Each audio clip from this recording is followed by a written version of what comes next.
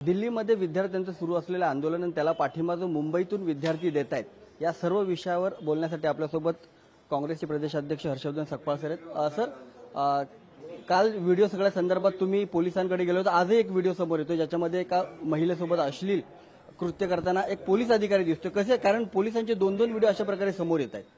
कालही त्या व्हिडिओची पडताळणी करू, सत्यता पडताळू, हा एआय आहे का असं सांगण्याचा बेशरमपणा हा गृह विभागाने दाखवला.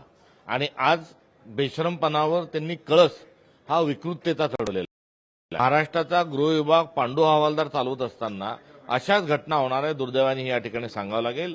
आणि या संदर्भात कुठलाही मलाल नाही, कुठलीही माफीची भावना नाही.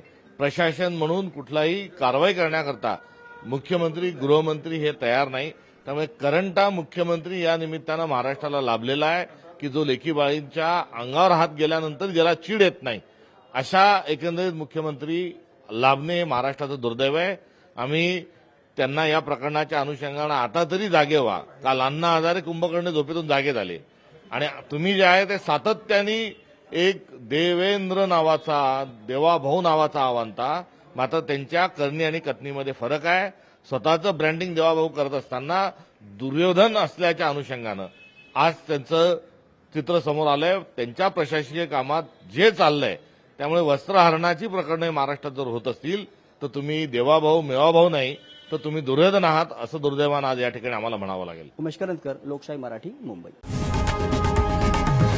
लोकशाही मराठी ऐका, पहा, जागरूक रहा.